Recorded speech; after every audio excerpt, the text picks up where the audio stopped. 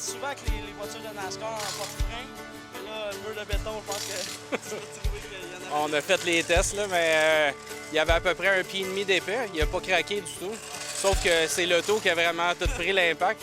La devanture, la voiture, elle est foirée presque comme une crêpe bretonne. Fait que, ils ont eu bien l'ouvrage de mercredi passé à hier soir, parce que dans le fond, il fallait qu'ils descendent de Toronto avec la remorque les voitures. C'est quand même impressionnant, dans 4 jours, ils ont réussi à faire quelque chose. Ben, il est environ 6 gars à temps plein, puis on fait quasiment 18 à 20 heures par jour. Fait que ça fait presque 200 heures de travail.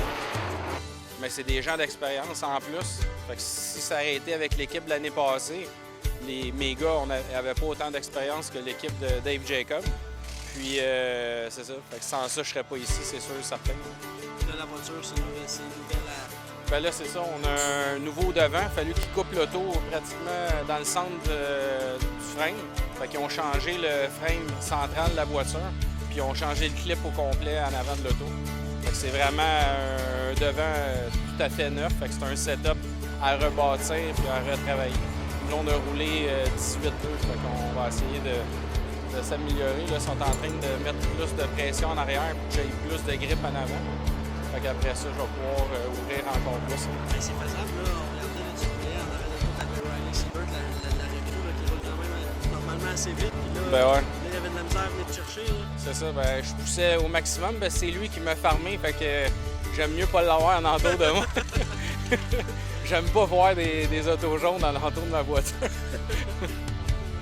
Merci.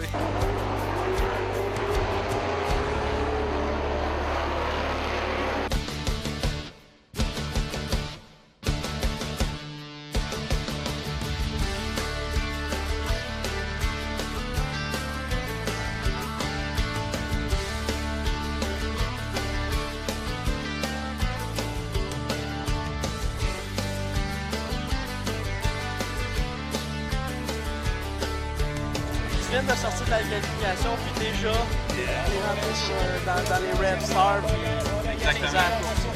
Oui, bien, dans le fond, c'était le but. Parce que la piste ici, je la connais vraiment pas.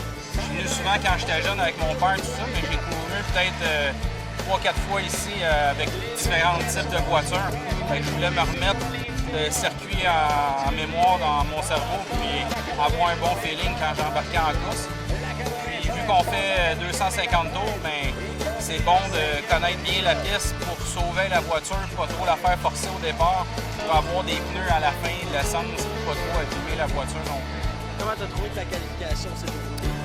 Ben, je te dirais franchement, j'ai toujours une peur en qualif, que je préfère faire 250 tours avec la voiture que de faire 2 tours ultra rapides. Puis souvent, on voit ça, puis ça m'est déjà arrivé cette année. Je suis sorti de la première, quand j'ai freiné, mes pneus étaient pas assez chauds, ils ont barré, puis j'ai flippé. J'ai percuté le mur de reculons, puis la voiture était totalement scrap. J'ai pas pu faire la course.